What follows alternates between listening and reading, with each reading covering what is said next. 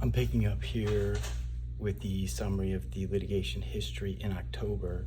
So we had the agreement to each produce mandatory disclosures by June 28th of 2024, and then I had to produce the responses to the interrogatories as well. Mr. Davis and my ex made no effort to produce the documents despite many follow-ups. I expected that they would comply with the June 28th deadline, and they dodged correspondence investigating into the status.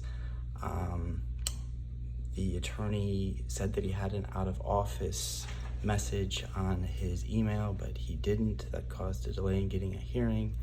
So despite this being the only issue I asked my attorneys to address, the soonest hearing we could get was October 28th of 2024, which interestingly enough was exactly 8 years to the day after our wedding date and 7 years to the day after my first daughter was born. So I still wanted to move this forward quickly and told them to take that date.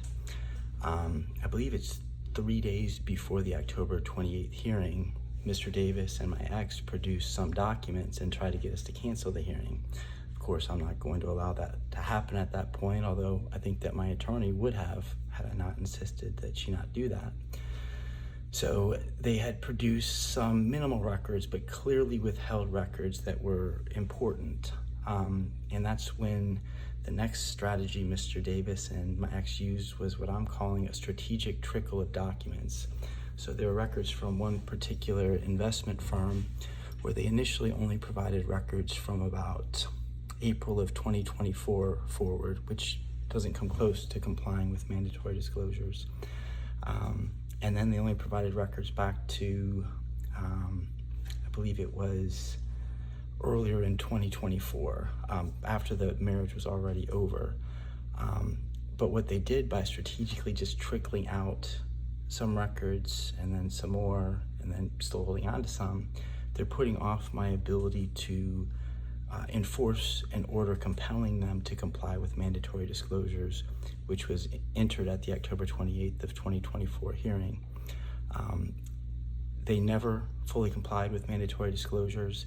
They were very sneaky in how they wrote their certificate of compliance, which I pointed out to both sets of my attorneys who were active on the case at the time. Neither of them would put that in writing to Mr. Davis, explaining that the language is strategically drafted and doesn't comply with the rule.